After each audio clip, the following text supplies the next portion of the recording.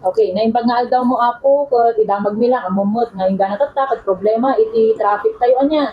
Ket nakita mi nga da-impose mo ako nga sa ar-aramiden da nga multi-level parking. No hannak nga agkam kamali ket addamot iti plano idi pay lang iti local government of Baguio nga agpatakder tayo mo ti sarili tayo nga multi-level parking. Anya ti nangyari ditoy ako?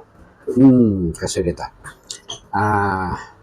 Iti one of the point agenda of the present administration ni aggressive traffic management kuna niya. So on my part as a city councilor, in order to support that, we passed a resolution identifying some areas which can be the place or location of a multi-level parking. For example, is the existing parking area here at the old library below the University of Cordilleras, and here in Gansa. We also identified the Orchidarium as site, and of course the present bus station in Gugpak Road. Ganon. So that is to support this aggressive traffic management point agenda of the present administration. But there were offers or proposals for multi-level parking, but nothing happened. Nothing happened. So meaning that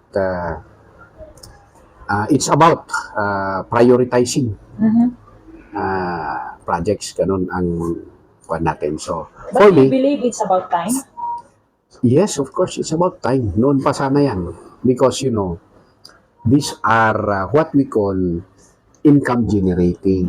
So, if the city will invest in multi-level parking like in Gansa, they are grossing how many millions of pesos monthly.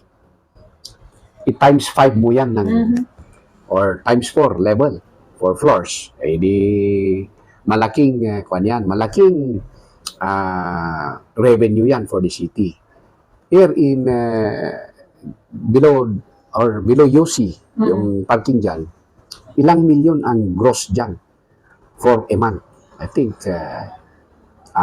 or for a year. For a month or a year. Million din million. So that only means that you are in favor of a multi-level parking? Of course, because there is a need. There is a need. When you, during weekend or special holidays, nakikita mo dyan na maraming nakahilera na mga sasakyan na naghihintay ng space for them to park. So for me, it's about time to prioritize. Meron tayong inappropriate na 120 million for yung pinopose ng city planning na renovation or redesigning of Session Road. Ngayon, hindi matutuloy yan. So, sinasabi nila that we will use that in repairing the oval track in the athletic bowl, na sinabi na hindi na matutuloy daw. Yung nagsabi niyan, si Administrator Bonifacio de la Peña, na hindi na raw matutuloy yung 120 redesigning of Session Road. At yan, ilalagay daw sa Burnham to repair the tartan and to extend the length of the oval kasi kulang daw ng 1.5 meters. Sabi ko, between that, and for me, between that, yung sinasabi niya, and for a multi-level parking, doon ako sa multi-level parking. Because maganda naman ang oval natin. We can still survive kahit ganun ang kwan niya kasi unti lang. Kaya nga pumunta ako kahapon at pinicturean ko yung sinasabi nilang damage. It's not, wala pang 10% na damage yan. 0.0000001% yan. So, it can be repaired. At yung sinasabi nila na ilalagay na iba na naman doon, there's no need for that. We can use the oval and see other things that we can do in order to solve some problems affecting the city, like So the lack you believe of that this parking. will solve a problem, Yes, lalo na sa congestion at traffic? hindi siguro sa parking problem. Mm. Parking problem. Yes. And partly sa traffic, Mm. congestion. Kung may congestion, walang congestion dito sa Baguio. Congestion na kwan lang yan na during abnormal times na maraming ang pumupunta. But the level of what we call congestion, kwan naman, the traffic in Baguio City is still tolerable. Yes. Okay naman. Ako, wala namang problema. Traffic dito sa Baguio. Palagi naman tayo sa lansangan. So, yun, i-address natin yung mga critical na facilities na kinakailangan talaga. And then, kung maaari, yung Session Road na yan, wag nang isara during Sundays. We have to see other things na pwedeng yung mga activities sa Session Road can be transferred to other places. Ganun yan.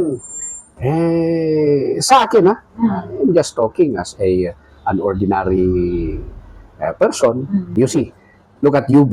Sa UB, Yun. ay, nakita ko sa UB. Kaya binidyo ko yan at in-upload ko Dahil talagang mangha ko.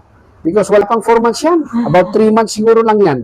Natapos yung 4 na palapag or 4 na deck na paradahan. Sabi mo, ilan ba yun? Hindi ko natanong kung It's a ilang... paid parking building. I really don't know if it's a free parking building. Pero namangha talaga ako na kung magpapatay tayo ng ganyan sa, let's say, Gansa. Unahin natin sa Gansa.